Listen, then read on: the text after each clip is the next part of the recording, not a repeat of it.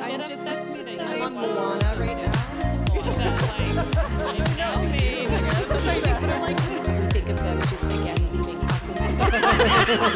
Like this It's like I'm I already was- naturally doing this. yeah. Welcome to the Three Fates podcast. I'm one of your hosts, Deanne. I'm Pam. And I'm Meredith.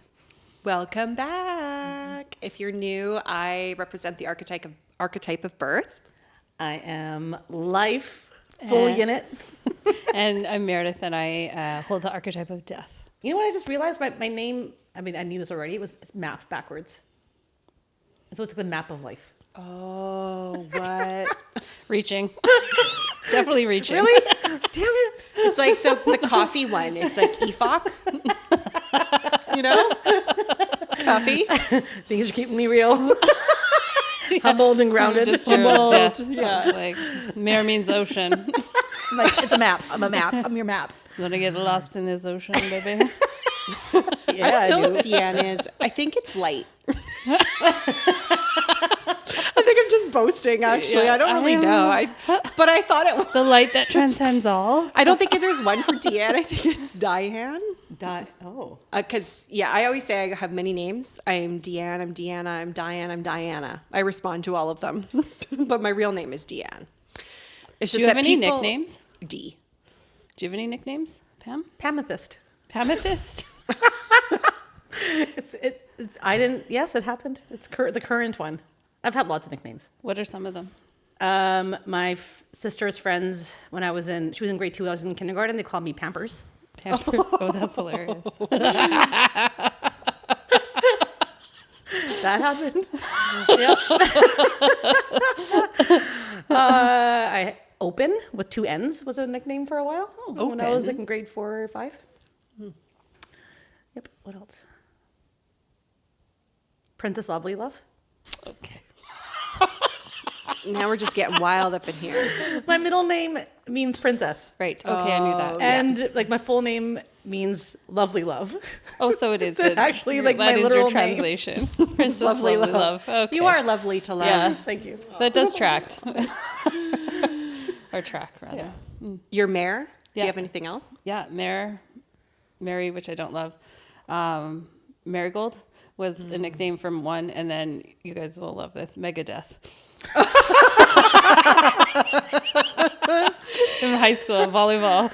Yeah, one of my PE teachers misheard my name. They're like, "What's your name?" I was like, Meredith. They're like, Megadeth? That's fucking awesome. And so it stuck for my entire high school volleyball. There's still a few people that call me Megadeth. They'll see me, they'll be like, Megadeth. This is going to live forever for this podcast. Yeah, This well, totally there makes we go. sense. Megadeth. Yeah, Megadeth. Not just death, Megadeth. Well, for those that don't know, I sit in the tall chair because I'm 6'2". But in high school, this is what's reminding me of. I had another friend who was, because I wasn't 6'2" yet, I was probably like 5'11", and she was 5'11", and so we walked around. We were like besties, and we played volleyball as well. And people called us the Twin Towers.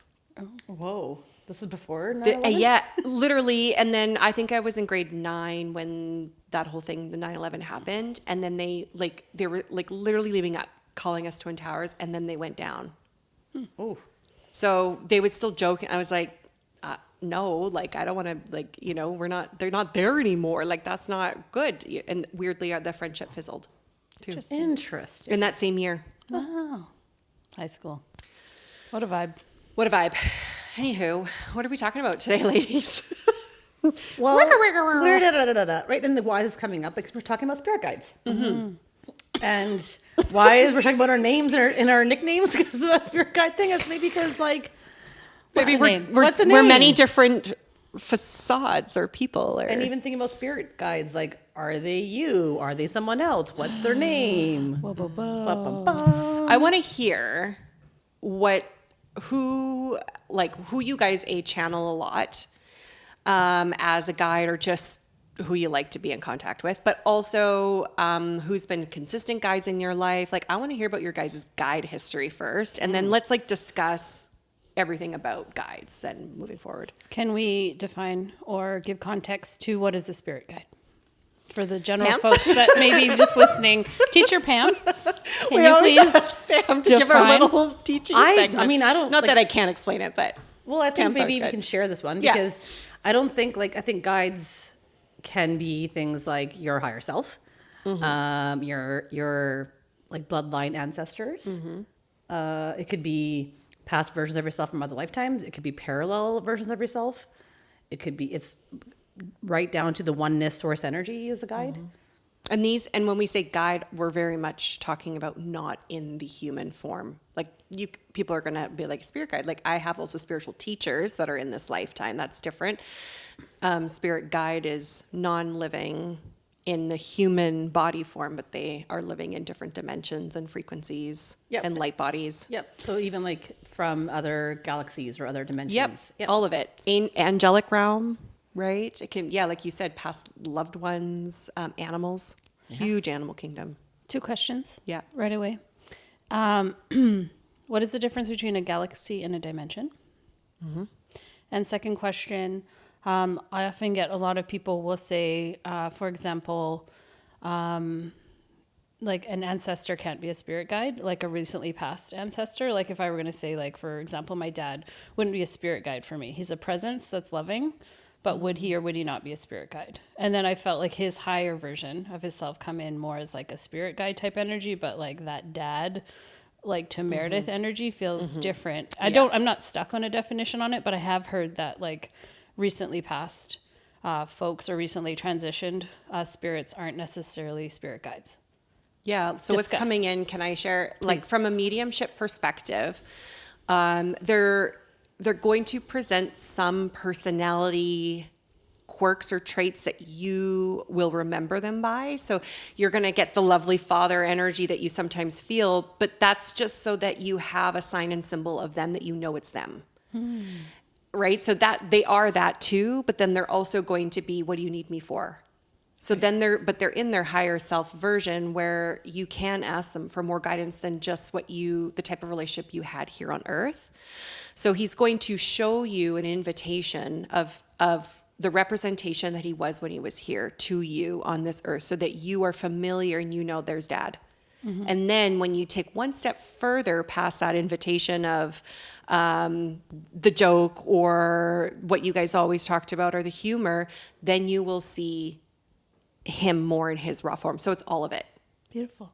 Does that help you? Yeah, it's wonderful. And then I'll also answer your question. Wow, I'm really chatty today. I like it. I came online. Woo. Whoa, she's hit. The dimension and galaxy question. So as we know, we live in the Milky Way galaxy. This is where most of our common planets and star systems occur. Now, there's said to be another galaxy called Andromeda, which is the feminine to our masculine Milky Way. And perhaps there are even other galaxies that we're not aware of.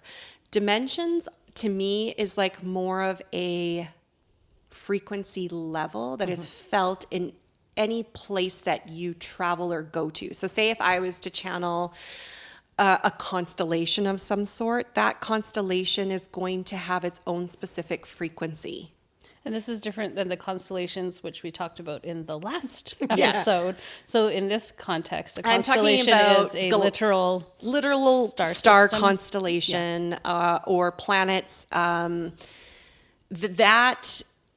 it's almost like you could look at it, if I'm trying to think of how this metaphorically could help somebody, is it's a different personality that constellation has, and we would call it a vibration or a frequency.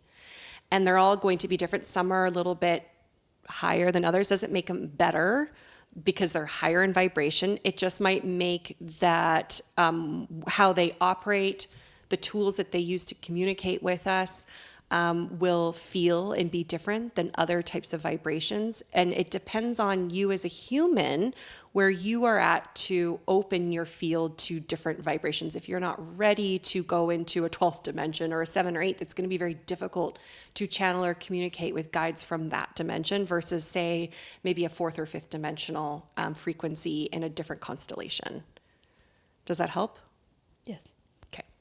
Thank you. Yeah, you're welcome. I love talking about space and all the things up there. And then another differentiation. Apparently, I'm in the question mode today, which I'm happy to Yes, be. Commander, Mayor. energy. Yeah. Megadeth. The difference between contact with non-formed energy versus spirit guide energy. So it made me think of it when you spoke of mediumship. So I've had a lot of folks talk to me about really like unwanted transactions. And then when you get into like the ghost type stuff or like a haunting or like stuck energy. So not all non-form energy is coming to you as the role of a spirit guide. Correct? Pam, do you want to talk about, because Pam does a lot of, I would say, stuck energy clearings in homes and even energies that have attached to people. And so, yeah, tell me how you can feel the difference. Between a spirit guide and a density that's not supposed to be there. Yeah. Like for how I, if I was to tune into the difference, it's like the parts that's stuck is say if we're talking about somebody who passed away and the majority of them may be left to the light or wherever you go, right?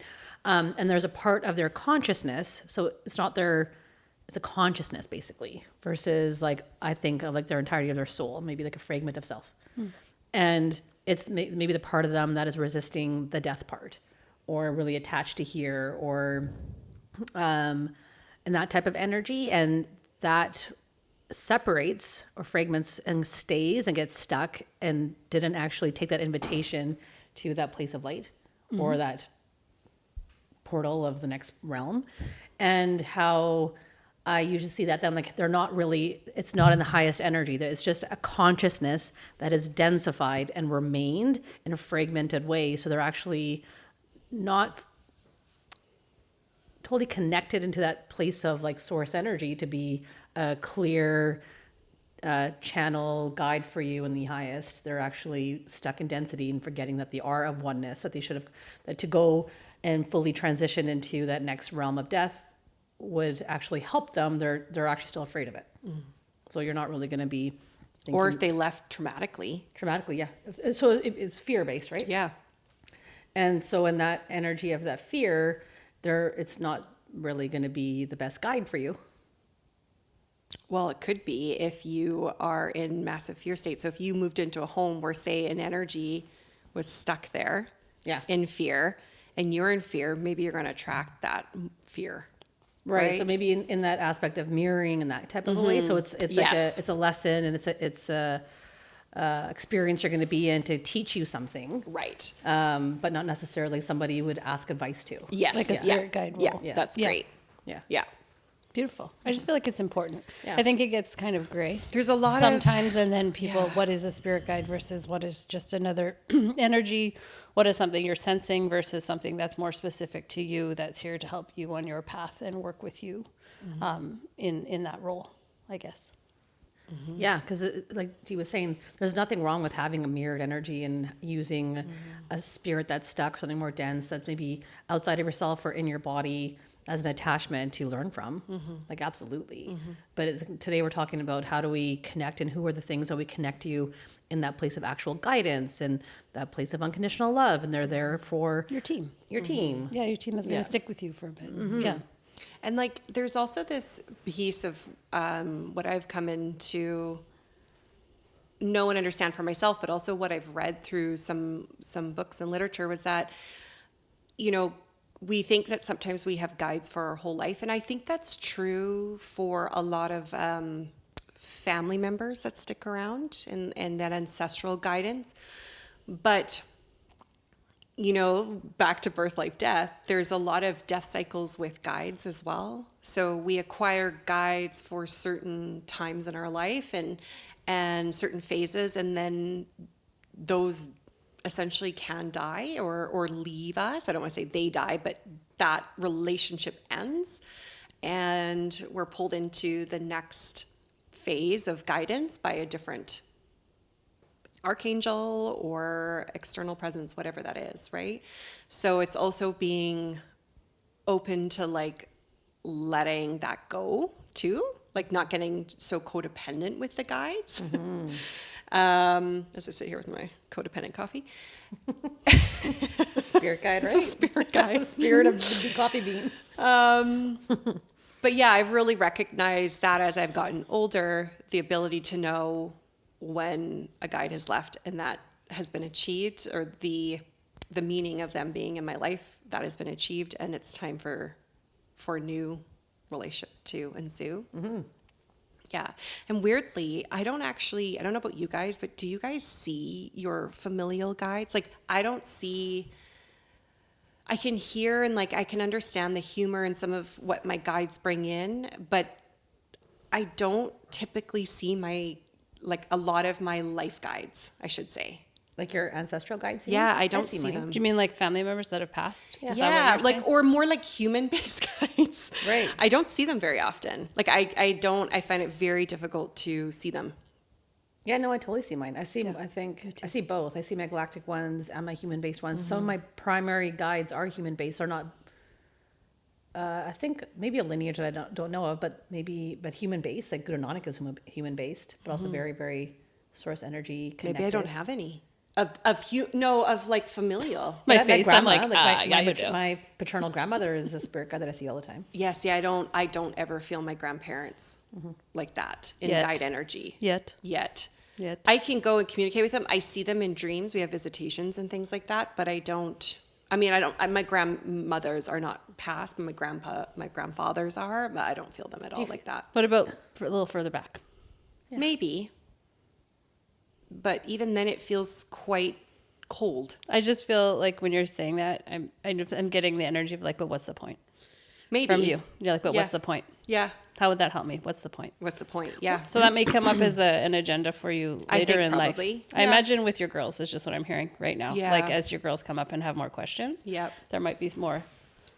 And I even love as that we that's did, your point like- of like it flows right back and forth. Well, we did that session for you a little while ago with more coming onto the earth plane. Right. So Yeah. I think as that integrates. less resistance to my Yeah. earth guides. Yeah. Is what you're saying. Pretty much. Like they're there. It's like, are Dee, you? it's not just about being up in the stars with those guys. That's it. Yeah. It's like, accepting to be here, grounding yourself here, integrating into earth life. And then I can feel your spirit guides. We're like, we're right here. You just have to like come to the earth realm to meet us. It's He's like, no, thank you. I'm like, She's like, I'm like, they're pretty freak. I can feel I'm your like, guides do you now. drink coffee? They're human. They're earth guides. Of course they do. Yeah. Do you have Italian? You have Italian. I Italian. just heard like a whole bunch of papas, like nonos, being like, "We get you coffee." Like, Yeah, they yeah. come and sing Italian. Italian Espresso. too. Yeah. I've got, I'm all European descent, but like Italian, probably even back before Italian was maybe a bit of Russian, Romanian on my mom, consider French, German. Yeah. Oh my God, you've got some great earth guides then that are just waiting. Those are some pretty And I poppin' know cultures. they come through. I know they give me information. Like I know because I connected when I go and work with clients. But yeah, I've never had that. Like I'm so clairvoyant. I've never been able to see them. Yeah, because you have to be here. Again. I'm like, it's not them, it's you, Dee. This is clearly a you issue. I'm like, it's just, It's not me. I have the problem. It's me. Hi. And they're just like, no, it's you, not me. literally, they're like, we're right here. She Yeah. has to like want to see us. Yeah. And work Totally. with us and Yeah, see our okay, value, okay. see Oh, our yeah. value. But I love how this is unfolding because this can often be how you can meet a spirit guide is you have someone reflect it for you that doesn't have the Yeah. same like blocks or resistance or story that they're carrying. And it's not a judgment thing. It's just like literally we're meant to have help, Yeah. right? To be able to sometimes put a name to it or to connect in to different parts big time. There's a globe sitting behind Meredith over there. I just want to grab it so bad and put it in Dee's lap. Oh, like a literal globe. She's like literally actually like a globe. an And I'm like, actual just globe. hold it. Just hold Earth. It's okay. But if I hold Earth, I'm still outside of it. Do you want to put it on? I'll get you some earth pants. Because if the Earth is, you know what I mean? Like I'm still surrounding, I'm still above her. Just learn to embrace maybe. Just baby Oh steps. God, Baby it's- steps, honey. You guys, just get a I've little been closer. so uncomfortable being human in the last 2 weeks. It's been very, very difficult Can you to see- be here. What does that feel like? Or look Just like? as we're going to that. But yeah, it's been just like, Well, you know, What does that mean? Can you give us some? just especially when the physical body is going through a ton and doing things, and I've been detoxing and stuff. It's just like, It's so hard. Do you know what I'm hearing? What? You're having a relationship issue with one of your galactic spirit guides. I am. Yes, for I people who know. don't know, this is currently happening for Dee. She's having, It's not limited to Earth. yes, and Yeah. it's interesting because because that is a spirit guide for you. This being that you're having headbutting issue with, and you're having these Earth body issues and detoxing and shedding and all the things. And I'm just feeling this curiosity and this invitation, and your human kind of spirit guides holding out their hands going like, we could help you with this stuff, like this earth-based stuff of being here. And you're just looking at these spirit guides, the galactic ones, and you're having these earth problems and you're asking the galactic guides to help you with earth problems, but you have like a plethora of earth guides to actually like ask the experts. Yeah, I know. And it's funny because I've been calling in another guide. I've been asking for another guide to help me through with this currently, and I've gotten nothing. Yeah. But I think it's because I can't see it. Can you feel them now? No. They're right there. Where do you feel that energy, if it feels okay to access into your physical vessel in a way that you can today in this moment? Is there a certain part of your body that you feel like you could access? And you don't need to do the whole thing, but it could be like an elbow. Or is there just some point in your body that feels safe for you today? I think, I just think what I feel the most is in my stomach, in my solar plexus area. So are you okay to do this? Yeah. You're okay. Yeah, but I feel like, are we veering off our conversation of No, guides? because this is spirit guides in action, Yeah. right? Don't worry. Okay. The agenda's never wrong. Surrender. So in your stomach right now, can you feel into a color, a texture, a sensation? Yeah, it just feels yellow, but more like a mustardy yellow. Okay. And how do you feel about mustard yellow? Good. Okay. What kind of association do you have to mustard yellow? I think the only thing that comes to mind, I'm like, how come it's not a clear yellow? Okay. It feels muddy. And what does clear yellow mean to you? Vibrance, health. Okay. And so then how did it get muddied? I just heard contaminated. Okay. With what? Earth. Okay. And what part of Earth contaminated it? I just feel like it's like, when I tap in, it just feels like this repetitive patterning of contamination. Every time I come to Earth, I'm contaminated. Okay. We need a And hazmat where are suit. you coming from? I do need a fucking hazmat suit. What's that? Where are you coming from? Every time I come to Earth, where are you coming from? What I've been working through with my last known origin would be Mintaka. Okay.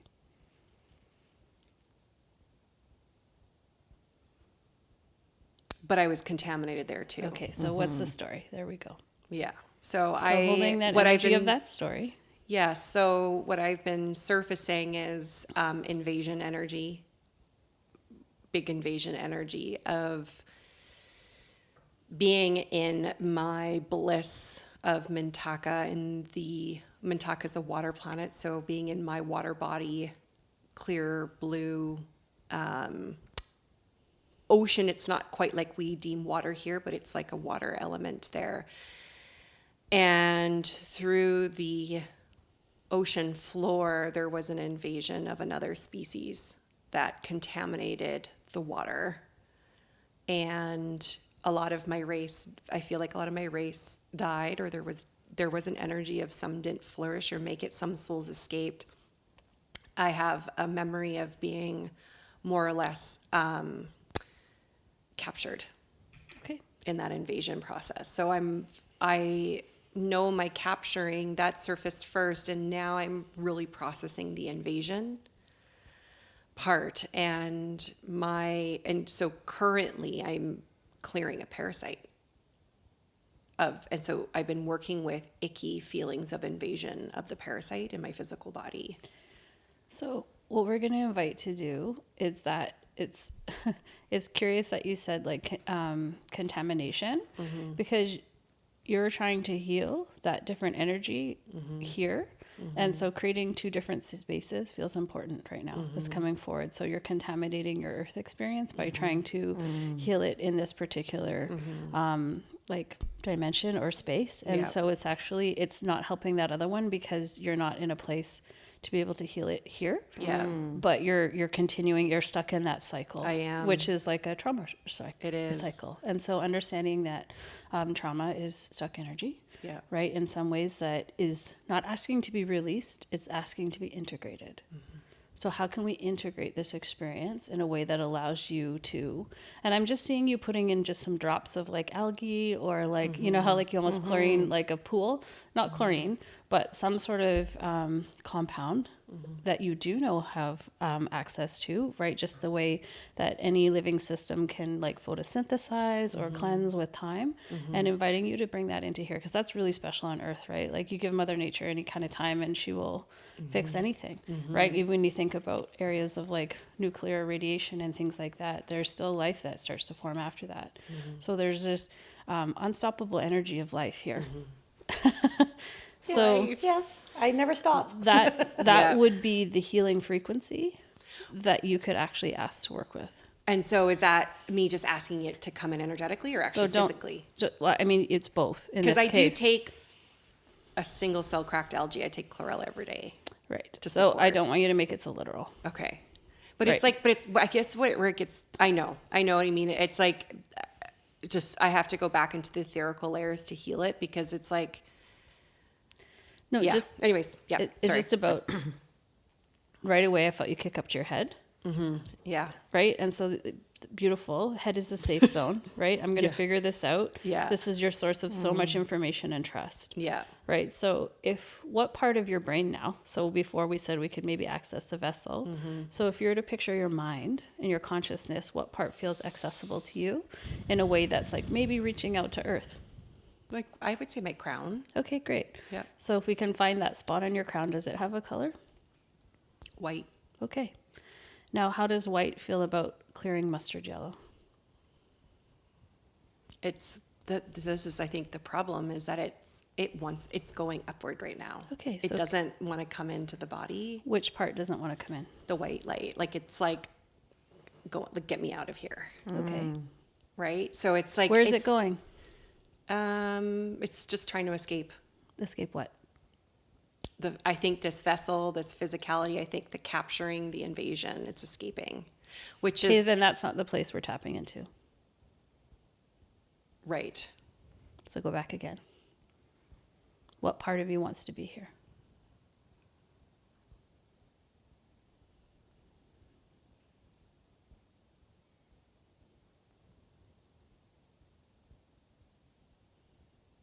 There's a little wee part in my heart. Yeah, A beautiful. little wee part. Yeah, it can be the tiniest, like just half smidge. Yeah.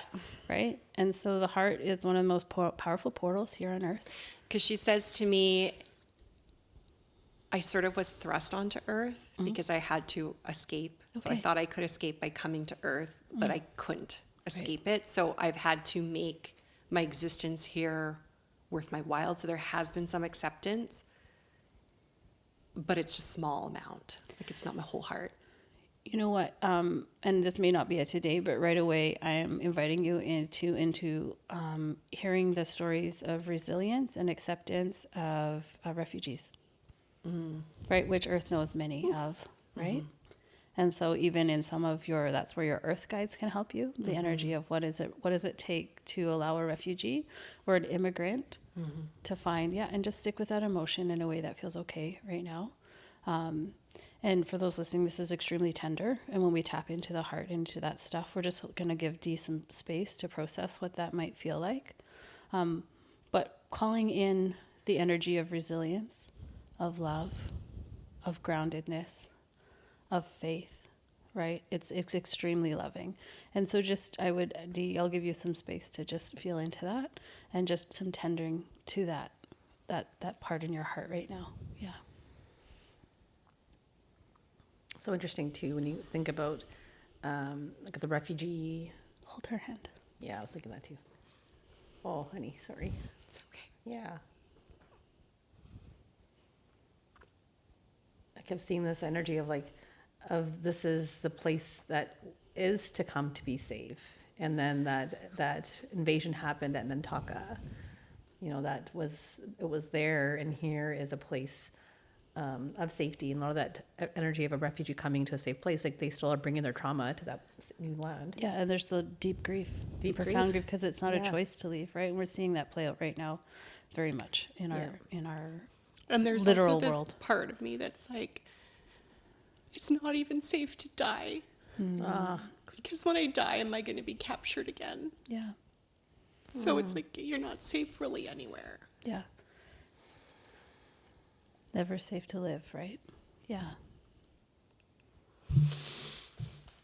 And so it's Let interesting that too, move. Let it move. It wants to move. It's giving it voice, right? Tie into that. Ask that piece of your heart right there that knows, that has all these lifetimes. Beautiful. And you can call in a color. You can call in a frequency, knowing that you're not alone in this.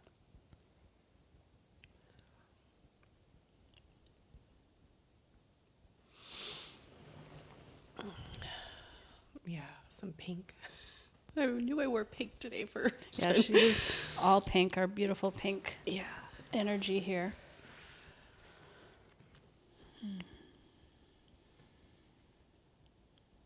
coming back to that card we pulled before coming in here, like Kuan Yin's pink dragon of clearing old karmic history. Yeah. Yeah. Here I am, like, reading for Robin in our in-between break time. And he was probably just mirroring for me, too. It just chills. So we can invite the that, heart. that pink dragon is being invited into your auric space to actually clean some cords right now. So that pink dragon is a beautiful energy to cut and clean and sever those karmic cords. So if you feel good right now, you can invite that pink dragon in. You can invite in the energy of Kuan Yin. And it's just going to move through your aura, and you can just surrender into it. The pink dragon will do its job for you. Yeah, it kind of moves a lot like Kundalini a little bit. Yeah. Like, kind of in a twisting around the body and in. And does that feel like it's accessible to allow into this vessel? Mm-hmm. Yeah. So just feeling into what that feels like for you, and that could be a first time in this lifetime kind of situation, to tune into that energy in this vessel. You're feeling those karmic cords, and every time the dragon finds one, it's like I can feel you presenting it to the dragon, like, yes, please, remove this. Yes, please, remove this. So that's beautiful. Yeah. There's like in that refugee energy too, that felt really emotional. I think it also really feels like it plays into like almost like a little bit of orphan energy too, right? So a lot of like just that deep loneliness of like self-reliance, right? Of not to look out, right? That. How's your heart feel right now? I just noticed a really big shift there. It does feel a lot better. Yeah. Yeah. And I'm noticing even a energy coming off of the top of your shoulders, in the consciousness of like releasing the burden.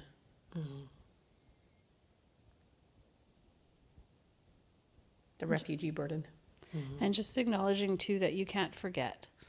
Right, there's that fear sometimes, I think, that comes up in healing or letting go or allowing us to like present a different reality, that what if I forget, right? What if I don't? And you can't forget, right? Anything that's meant for that healing, and it's asking to also move as well.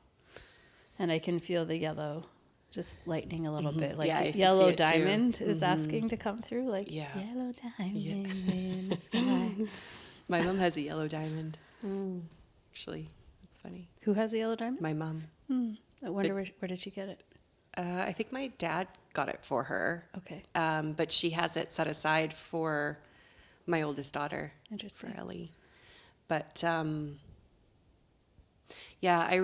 like that, because I went through a stage in this process here, and like this has probably been since September. We're now in end of April. And I was like, if I'd go for hypno or I'd go for something with this, I was like, I have to record it. I have to remember, because I think there's this fear of so many other lifetimes coming in, and this hasn't been resolved yet. or haven't had the ability to work through or see this. So it's like, I just don't want to, it's like I want to get to a place where there is a breaking free of this rather than a repetitive karmic trauma patterning, so that if I, my soul choose to come back, that I don't have this to come about in another way. Because I've seen many other lives of being poisoned. So can we invite in that this vessel is not contaminated? Right. Right, that you don't need to carry in the energy of contamination, and that you can be aware of sensitivities or energies, but they don't need to run through your physical vessel. Mm-hmm.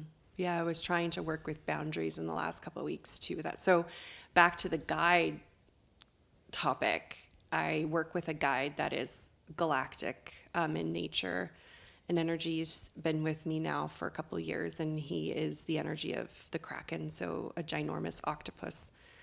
And I instantly went into turmoil, like Kraken contaminated me. So I was having fear around a guide, especially a galactic guide, because he's quite silent and I'm still figuring him out so much. But I thought maybe this is him. Maybe I have attracted a guide that is also now a parasite within me. Does that feel true to you? Right before I cleared the parasites, I've been doing a lot of coffee enemas. But as I was right before, in the height of the eclipse, all I could see was fear. So I was in a complete fear spiral of, he's bad, I have to get rid of him. And when I tried to get rid of him, he just was bigger. Right. Much like fear. Much like fear. Right? Just So the energy of fear itself being that, if you throw fear at fear, it amplifies. Yeah. And I was like, no, this isn't it. So once I cleared, literally the day that I really felt like I cleared a lot of the parasites, I didn't believe that to be true anymore. There was a resolve of back to in my safety of trusting that inner dynamic and the consciousness of who he is and what he has ultimately shown me, which is this whole big piece. Without him, I wouldn't be here. Yeah. And you wouldn't be healing this. Yeah. And it's also that energy of that, whatever energy is of this aspect of contamination or invasion would want me to fear him. Of course it would. So I wouldn't have to see it, right? I'm feeling very much like I'm up in the spaceship now. I never get to go to the spaceship because I'm Earth, but Earth energy. But right now, I just am feeling like this, very much like, and Deanne, who holds the secret, who holds the key to this healing, who knows how to decontaminate water, anyone more than you. And I will say, for people in reference, I would say all the times that I have gotten a parasite, it's been through water. And I've been battling with kind of like dark and light energies, where, if I think about Mintaka and the invasion that happened there, or the invasions that have happened in so many different areas of our world, including what just plays out here on Earth, is, concepts of some ego and darkness that wants to come in and set up and clear or remove an existing race that was existing in pure divine energy and health and vitality. And so it felt like that's what I'm running from a lot. And it's like reading this book too, where it's like the only way to counter that is to stand up to it, like be in your light. There's no other way to cancel it by pushing it away or to not. It's not necessarily, it's like clearly the invitation, but also letting it run through you to still be in your light. Robin, can I ask you a question? So in this invitation of having lifetimes as a warrior, and I were going to say, Robin, I would like you to release the idea of being a warrior. What would be the thing that you would impart to someone about what it is to be in battle? Or I don't actually have any sort of agenda in this other than inviting this question to you, as if you were to impart knowledge after disseminating all your experience. What are some things that you would share right now? I'm hearing all fights are like when you're in the middle of a battle, it is just like about trusting and trusting that the battle is here for a reason.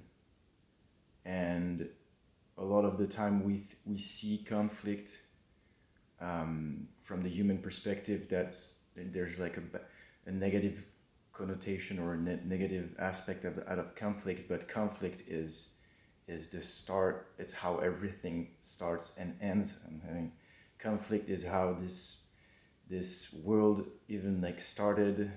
Conflict, explosions, like chaos, conflict, battle is the source. It's the root of a lot of creation, of a lot of things that are happening. It's just that a lot of the time, through a human perspective, we're gonna see it with this negative aspect, because there's also a lot of ego and emotions that are mixed into it. But battle needs to be more seen as the start. It's something that is happening that is then gonna create momentum for something else. It is a conflict that is meant to happen to open new doors, to create new beginnings, and to have other and more like other energies and momentum for future events. So it's more about surrendering and trusting that the battle here is working for you, and to be able to accept whatever conflict and whatever battle is happening, and to just like surrender to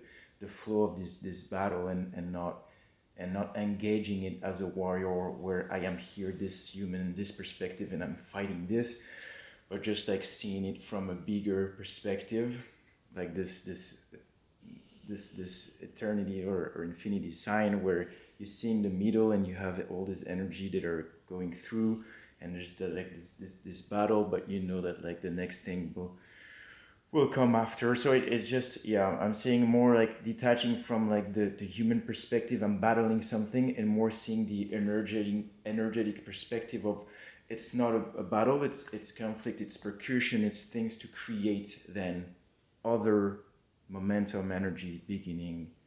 That kind of thing is just Thank you. Mm-hmm. So D, archetype of birth. Mm-hmm. If we were to surrender into this, what would you be able to birth? Well, if you were to surrender the concept of battle. All I hear when I enter into surrender is loss and grief. Okay. And then where would that be coming from? I think it feels like it's, but I didn't know this about myself, I guess, too. I'm just discovering this, is that surrender feels very much like always a sacrifice. Yeah. And So there's then, like deep grief with that, because I don't want to do that. Can I ask, so I'm a lot of resistance when can I have to ask surrender. where your feet are when you say that? Oh, I'm in the water. Okay. Yeah. So if we I'm were not in this body to when I just do go that. where Robin invited you for a second, where would you be? On earth. Okay. Yeah. Isn't that funny? Yeah. It's like a beautiful way of being. Normally, like, people don't really come to earth to get like a higher perspective per se, right? I know, it's very, and it feels appeasing in a way, but I find the resolute of that hard to grasp. Say more. It's like it's like that could appease my ego in the human body, but it feels like it doesn't heal the core. It's a layer of it, but it's not the core. So I'm hearing that I think I have to sit with how I want to view surrendering in my trauma of what happened on that. We'll just use time on that day in Mintaka or whatever, that time, that essence. Yeah. Is that I have to, I think, feel into what surrender feels like in those moments. Because I think my surrender is probably stuck in just fear. Like, I can feel my nervous system went into panic and survival mode. Yeah. And so I don't actually know how to surrender. Yeah. That I think I resist it. And there's probably a big part of me that's like angry. I think that Because it's not my choice. it's really beautiful that you have birth as an archetype to show you that, because Yeah. I feel like both birth and death are pretty big surrenders, right? Once it's happening, it's happening. So honoring that will take time, and that you get to spend time with whatever surrender feels, looks, means to you as you go through that is like really, really beautiful. And I just want to note, you guys were holding hands in last episode. Now it's like, what does life and We all birth need want to life. say? Well, to me, it feels like, because there's so much healing that is had in life. So her just holding my hand feels the companionship of how to heal through life here. And the invitation then to be on earth to heal this. And so I'm just hearing them say to me from you, is if nothing else, grace yourself the birth onto earth just so you can heal yourself. Fuck. Thank you. Yeah, you're welcome. I was like talking It about, makes me want to cry yeah, again. go ahead, cry. I love it. Please, emotions are my favorite. Just allow it. They're having a moment, and it's making me think of how we started talking about spirit guides is what we wanted. And in this moment, I can feel the spirit guides through the archetypes of birth, life, death, and eternity both popping up. And I don't know if I would have named them as spirit guides before, but the energy of life feels very, very alive, as does birth and eternity and death, as spirit guides and sentient energies that we can work with. Pam, just holding that massive observation Yeah, and I through just this feel whole like if I thing, which see, is so I interesting. think it's interesting too if I just see, I think Earth is like more as the welcoming gift. It feels easier for me to reach out to it Yeah, rather than another place where I just have to live in chaos. yeah, And so I think I'm just seeing for the first time, maybe the invitation of Earth. And we think we come here for what we're going to do for other people and our careers and our families, and then just to again, see your own shit again and be like, oh, I'm here just to heal myself. It's so fucking simple. it's so profound and beautiful. And I feel Gaia popping up right now as like one of the ultimate healers, right? And like this loving energy of we tend to get quite like, what am I going to do here? It's quite ego based sometimes of look at all these gifts I'm bringing here or this or that, but inviting in that reciprocity of also being like, yeah, but there's some pretty fucking badass lessons to be had and experiences in beauty of healing. Even the idea of chaos, like nature can look so chaotic and yet it's so masterful, right? The sequences, the frequencies, all of that. There's so much available to us in nature and here. Interesting. How are we doing life? I feel like you're just holding this massive It's so energy. heavy, you guys. But it's also, I think, for people listening, that there is so much trauma that we experience as humans on Earth. Yes, fact. so much. Fact. And that this is an encouragement also that wherever you are, that if you're like, I don't know why I have so much happening, I don't have any recall of, quote unquote trauma or bad stuff on Earth, that to also question or perhaps look at past life, deep-seated trauma, or the starseed healing work, because it's very often overlooked and we just want to clear what's in this life, which is important. It's all part of it, but there's so much more. And so to open up our mind, there's been lots of times where I'm like, am I fucking crazy? Yeah. For this is what's coming up after my whole life on Earth of chronic illness. It's these parts, and it's not even here. And how do you explain that to the general public? Yeah. But it's as I'm sitting here emotional, it's so incredibly painful, just as if it happened yesterday. And you can't, I can't explain that to, anybody else. Like, it's just until you see it or you've gone through it. So I think it's also just this encouragement with the right support to when and if it's for you, and the time to look at those aspects of healing too. Yeah. Thank you, ladies, and Robin. I didn't mean to take up the whole episode. I still want to hear about your spirit guides. I mean, I think you felt them. They were Yes. very much working through some of them, right? Like I would name death as one of my spirit guides. I think you would definitely name life as one of your spirit guides. Absolutely.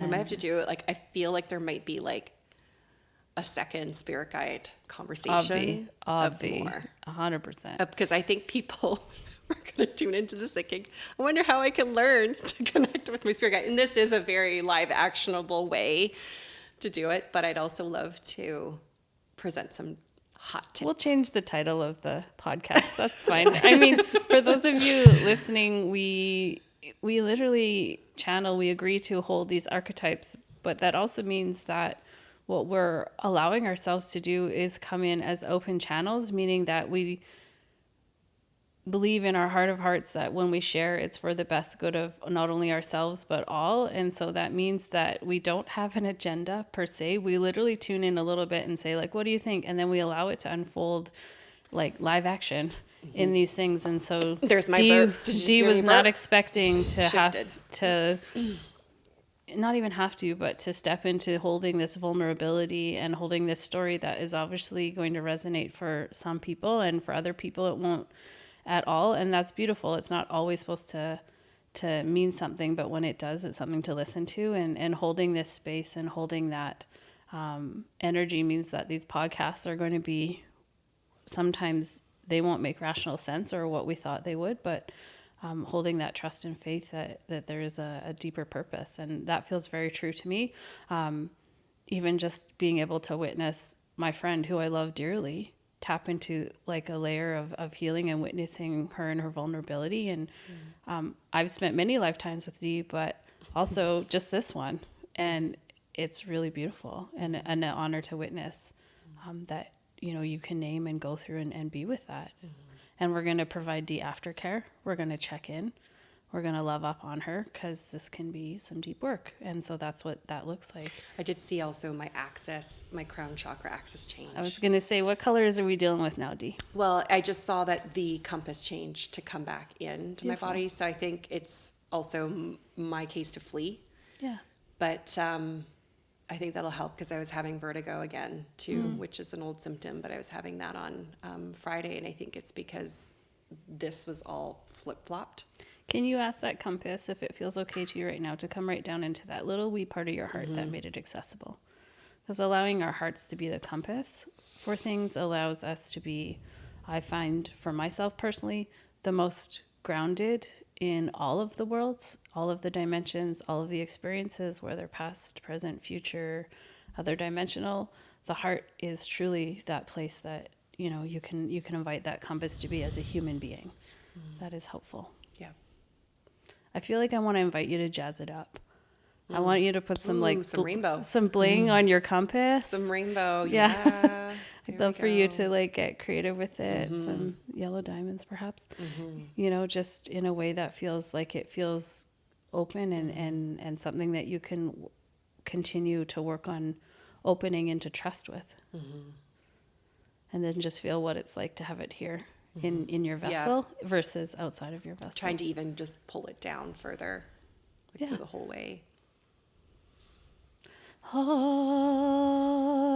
Right to the A landing moment in the heart field. It's just like That was just in the middle. I've been holding her hand. I've never It's seen her not I'm like getting talk. her so sweaty, and you could probably feel moments in my conversation when I'm like more vulnerable or comfortable. It like I kind of They're do I do holding that? hands real tight. Yeah. For those of you listening, life wasn't really able to speak, and so She's fucking pissed. what does life want? Life wants to be experienced and to be seen and to be valued as equally as birth and death. How does healing fit in with life? I think with life, there is, because of eternity, sometimes life can be like, oh, whatever, if not this time, next time. If I don't get it now, I'll get it later. If not today, tomorrow. And that's a lot of the way society runs. And life is like really tired of not being, well, what about right now? Like, what about this moment? Life is happening right at this moment. We're all, like a lot of society is stuck in either the past, so a death, or the future, which is not coming into a birth. and how much of society is actually sitting in this actual moment, in the present. And I would imagine that the percentage of humanity sitting in the present moment is very rare. And there's so much beauty in that present moment. There's so much invitation of, life in that present moment. And it only happens in the present moment. Like the budding of a flower is only happening in the present moment. You can't experience the budding of a flower after it happened. Does that make sense? Mm-hmm. So, I think the healing happens when we actually can spend a little bit more time in the now, when the now is the only place that life lives. So holding birth and death as things that are happening all the time, yet creating more space for life. Yeah, and that is, I think, when we come back into the episodes of joy and play, when we're not just thinking of what are we birthing new in our systems or our lives, what's dying in our life, like are we pausing for the beauty and the joy of life? Are we pausing for the laughter? You know what I see? Can I share with you, Life, from birth perspective? Is birth is sort of saying, I don't know if I've prepared enough for souls to go into life. I don't know why how do you feel about that? Like, it's almost like there's a bridge missing sometimes from birth to life. Like the birth element says, I'm in you. There's a energy of inundation. Like there's so much, there's a lot of congestion in birth. They say, I just have to send them out to life, but they're not prepared. And you think about humans, the actual period of gestation is actually equally short. Like you have what other mammal can't come out walking or swimming? Yeah. It's we come out very much unprepared. Yeah. And so there's this, how can we mend that? I think Between paying more you and I. attention, right? It's like in the aspects. I'm not sure because this is all coming in through just a channeling of life. I'm trying to figure out life as well. Yeah, I know. So I don't really even know. I feel just an invitation to bring in time and the relationship of life and time, because you have referenced the present and the moments and how we choose to spend our time, right? And where is our awareness in how we choose to spend our time? Where are we choosing to live from? Right? In the sense of, I once had a mentor say, what are you devoted to? And you might be able to spout, I'm devoted to, my family or community or this. And then the follow-up question is, do your actions reflect that? Right? So how much do you spend 2 hours devoted to social media? Are you in devotion to social media?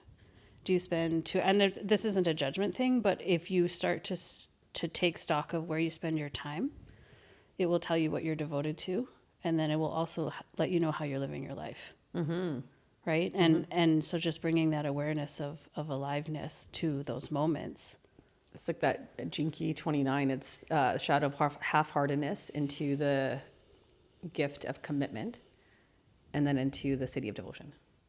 So it's like, are we half-hearted in our experience of life? Like, I will do it tomorrow. Right. I'll pay attention to that later. I'll look at it some other time. And then understanding that time is a non-renewable, some grief. non-renewable resource, right? If it is non-renewable, it's eternal, but it's non-renewable. Yeah. How do we treat it? With respect. So how do we treat life? And we kind of stomp all over it. Right. Like that little sprout.